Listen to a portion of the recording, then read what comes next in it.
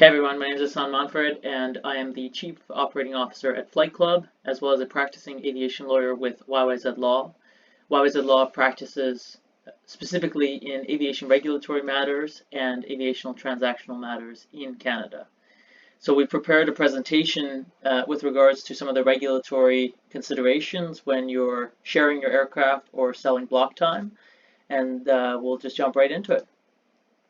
So first and foremost, we're going to review the legal definitions that you should be aware of. We're going to review the regulatory prohibitions that exist in the applicable regulations, specifically being the Canadian aviation regulations. And then finally, we'll sort of summarize in simple terms what this means in terms of what you can and cannot do with your aircraft.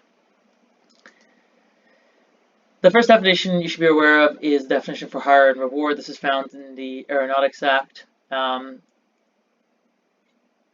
reward means any payment, consideration, gratuity, or benefit directly or indirectly charged, demanded, or received or collected by any person for the use of an aircraft. The next definition is a commercial air service, and this is defined as any use of an aircraft for hire and reward, also from the Aeronautics Act. And then finally, air transport service, which is defined as a commercial air service that is operated for the purpose of transporting persons, personal belongings, baggage, goods, or cargo in an aircraft between 2 points. That comes from the Canadian Aviation Regulations definition section, close to the very top of the regs. Okay, two specific parts that you should be mindful of.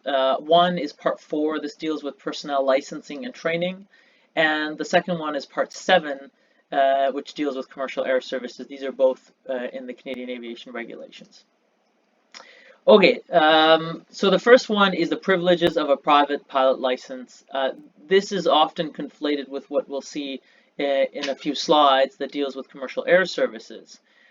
What this section says, so this is section 401.28 sub 1, it says that a private pilot license shall not act as pilot in command of an aeroplane or helicopter for hire or reward unless the conditions set out in subsections 2, 3, 4, or 5 as applicable are met.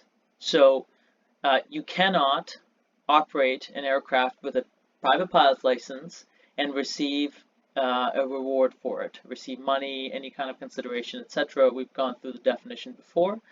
But there are some caveats to this, and so we'll just look at these quickly.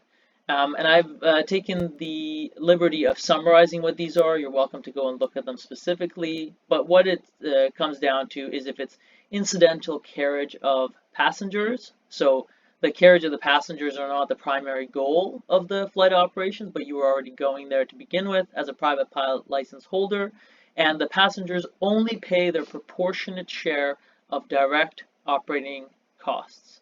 That's one. Another one is where your employer is paying you in consideration of you operating the aircraft, but it is not for the purposes of you being a pilot. Rather, you're a doctor that needs to go and perform services in Northern Canada. So you have a pilot's license, you only have a PPL, and you're able to fly to go to those remote communities.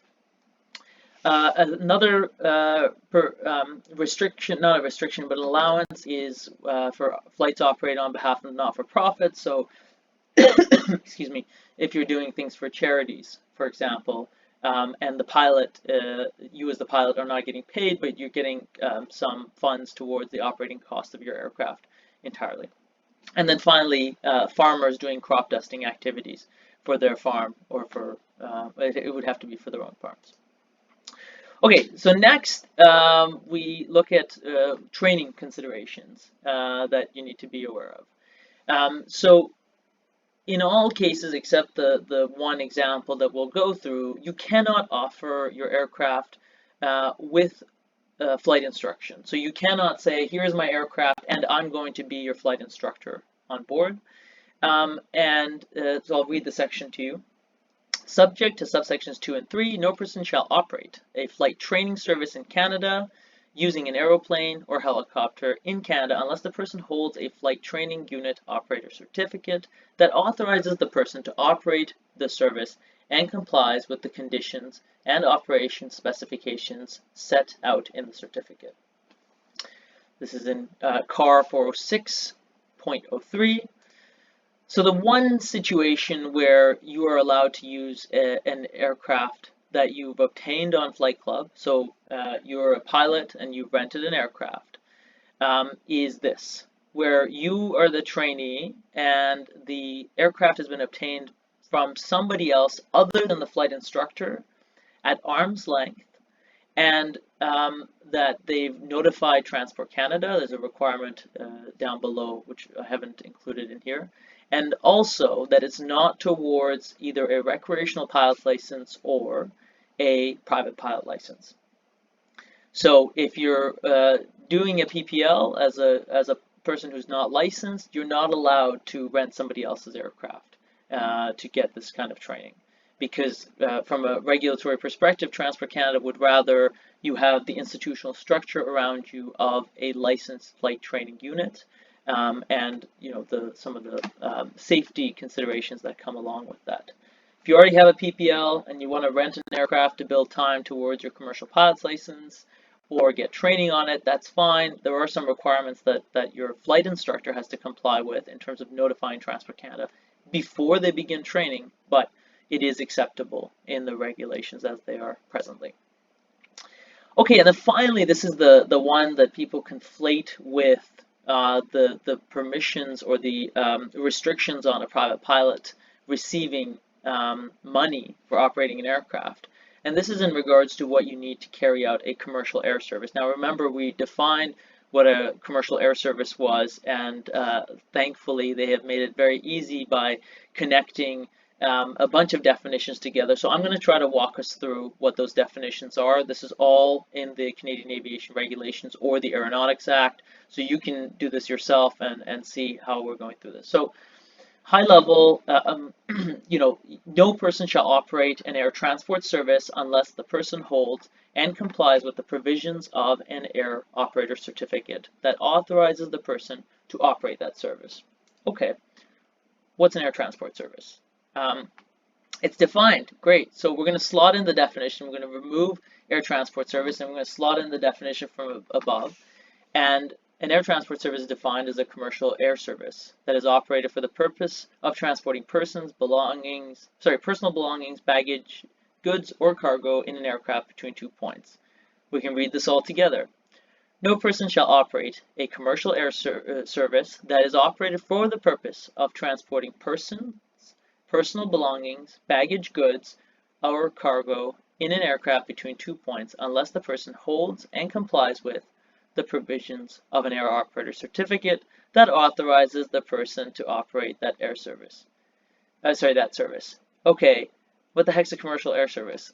Luckily, we also looked up that definition, and that is contained in the Aeronautics Act, as we saw at the beginning of the presentation. And I've color-coded these as well, so you can kind of follow along with the color coding and what we're putting in place.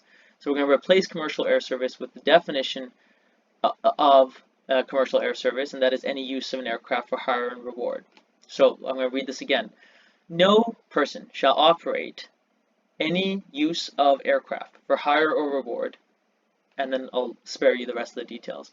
So now we've got hire and reward in there. What does that mean? Well, again, it's been defined, so we're going to slot in the definition, and here we have the total prohibition on the requirement to have a commercial air operator certificate. An air operator certificate.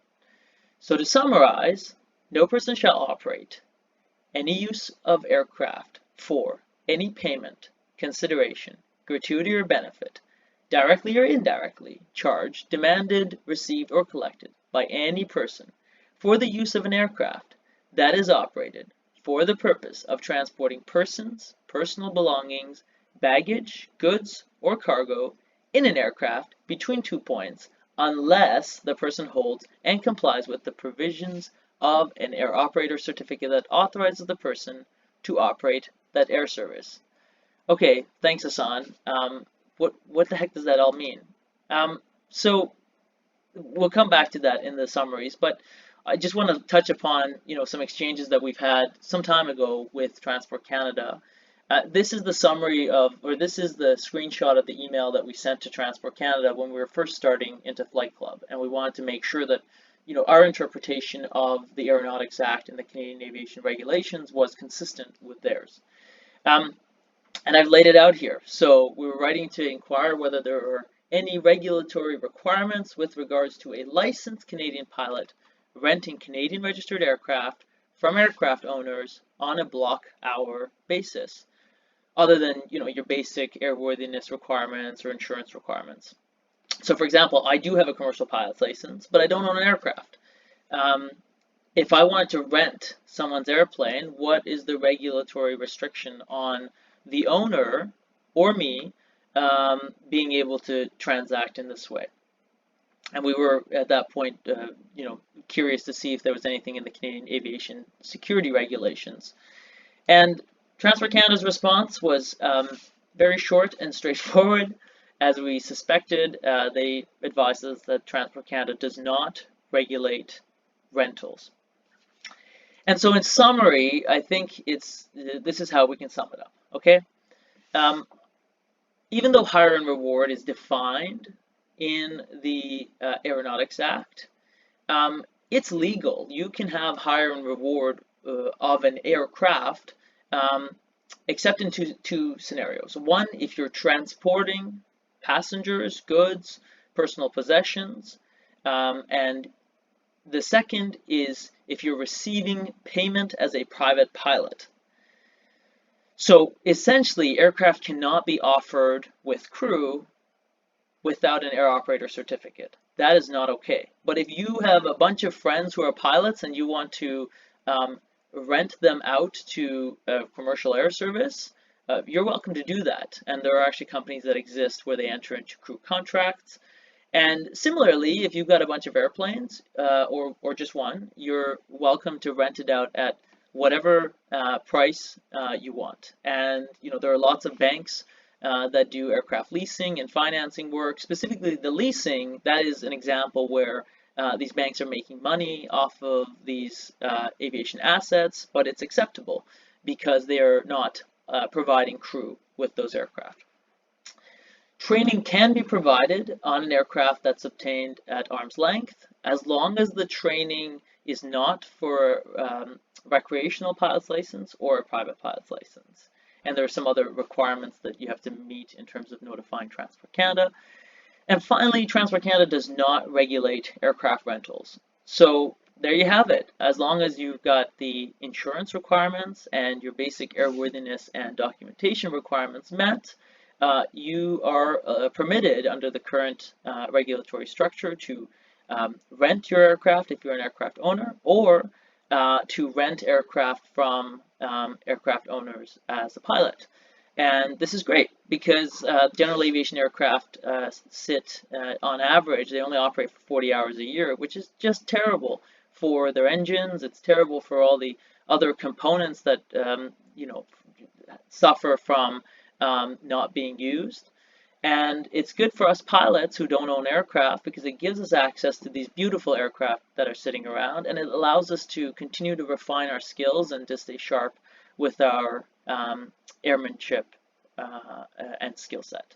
Anyway, there's the presentation. If you guys have any questions, I'm more than welcome to avail myself of those. You're welcome to email me either at the team@flightclub.ca email. My website is yyzlaw.com. I'm happy to engage with you there, and this presentation should be available on our website, and you can pick it off from there. Thanks so much for watching.